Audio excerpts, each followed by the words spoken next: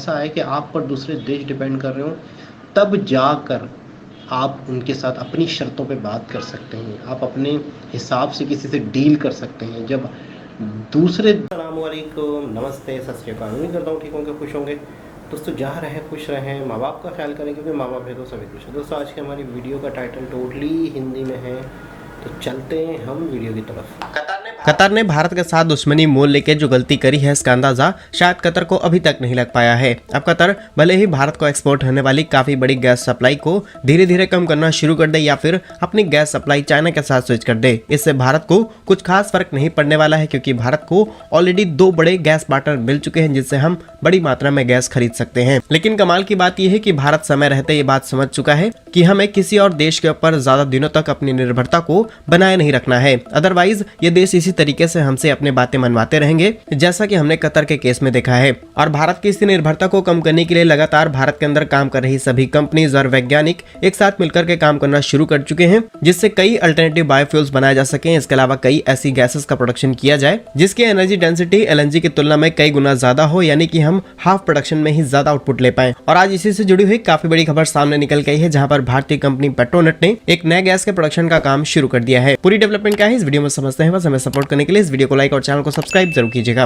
दोस्तों रिपोर्ट्स के मुताबिक भारतीय कंपनी पेट्रोनेट ने भारत के अंदर करीब 4 से 5 कंप्रेस्ड बायोगैस प्लांट सेटअप करने के लिए करीब 1700 करोड़ रुपए की इन्वेस्टमेंट कर दी है, और कुछ प्लांट्स को बनाने का काम जल्द ही शुरू किया जाएगा। 2024 का खत्म होने से पहले यहाँ पर इन प्लांट्स को बना करके तैयार किया जाना है, जिससे बड़ी मात्रा में हम कंप्रेस्ड बायोगैस का प्रोडक्शन कर पाएंगे। और पेट्रोनेट सिर्फ यहीं पर नहीं रुकी है, बल्कि इन्होंने इंडियन ऑयल के साथ में मिलकर के अपने 4 बड़े एलएनजी स्टेशन को भी सेटअप कर लिया है, और लगातार भारत की डिपेंडेंसी को कम करने के लिए अल्टरनेटिव फ्यूल्स के ऊपर काम किया जा रहा है। फिलहाल जिन कंप्रेस्ड बायोगैस प्लांट्स को भारत के अंदर सेटअप किया जाएगा, उसमें एग्रीकल्चर वेस्ट, गाय का गोबर, गन्ने का वेस्ट, सीवेज वाटर, नगर पालिका सॉलिड वेस्ट और अलग अलग कचरे का इस्तेमाल करते हुए इस कंप्रेस्ड बायोगैस का प्रोडक्शन किया जाएगा। और यहाँ से निकलने वाली जो भी गैसेस हैं, उसका इस्तेमाल इलेक्ट्रिसिटी जनरेशन और ऑटोमोबाइल इंडस्ट्री में किया जाएगा। रिपोर्ट्स के मुताबिक कंपनी का कहना है कि सरकार की योजना सतत के तहत यहाँ पर काम शुरू किया गया है, जहाँ पर इस योजना की प्लानिंग ही ये है कि भारत के अंदर बड़े स्केल पर इस तरीके के कंप्रेस्ड बायोगैस प्लांट्स को सेटअप किया जाए। इसके अलावा पेट्रोनेट ने गुजरात के अंदर करीब 20,685 करोड़ रुपए की इन्वेस्टमेंट करके एक नए पेट्रोकेमिकल प्लांट को भी शुरू किया है, जहां पेट्रोनेट के इस पेट्रोकेमिकल प्लांट से कई अलग अलग मल्टीपल केमिकल्स तैयार किया जाएगा, जिनका अलग अलग इंडस्ट्रीज में इस्तेमाल किया जाता है। ओवरऑल डिपेंडेंसी को कम करने के लिए भारत के बड़े बड़े इंस्टीट्यूट, कंपनीज और रिसर्चर्स काम करना शुरू कर चुके हैं, जहां पर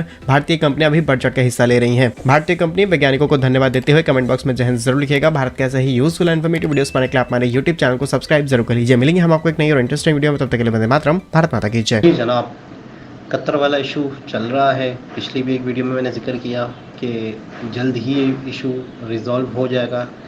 जब किसी कंट्री को पता चलता है कि क्या क्या लेन देन हमारा किसी और कंट्री के साथ चल रहा है, तो जाहिर सी बात है फिर मामला कहीं ना कहीं सुलझने की तरफ जाते हैं।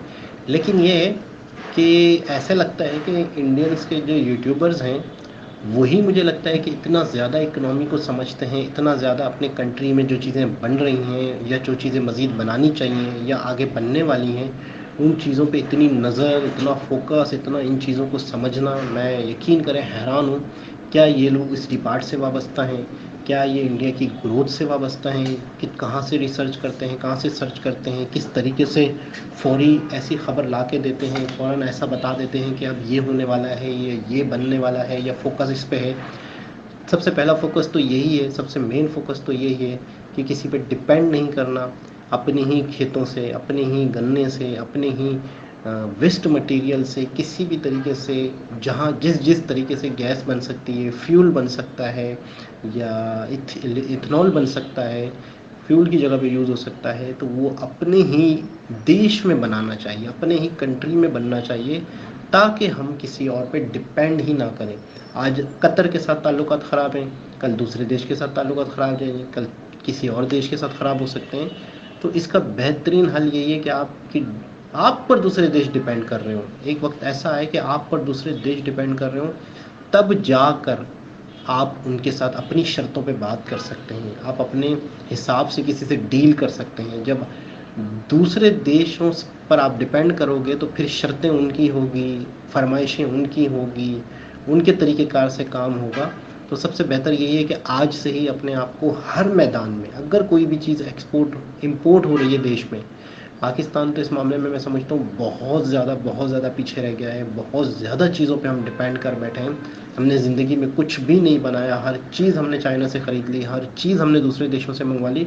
और यहाँ पे ब्रांड कॉन्शियस वाला मामला भी बहुत है। लोकल चीज़ है तो इसका मतलब है बेकार होगी। बेशक अगर कोई पाकिस्तानी खड़ा होकर अच्छी चीज़ बना भी दे, अगर, तो उस पे इतना भरोसा ही नहीं है लोगों को यकीन ही नहीं है कि अच्छी चीज़ होगी। इतना ज़्यादा हमारे पाकिस्तान का जो नाम है या मेड इन पाकिस्तान है, इतना ज़्यादा नेगेटिव में चला गया है।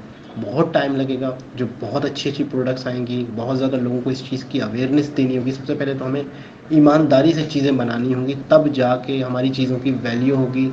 हमारी चीज़ें जो बाहर जाती हैं वो हम अच्छी क्वालिटी की बनाते हैं, जो यहीं बेचते हैं उनको बिल्कुल कचरा करते हैं, तो क्या।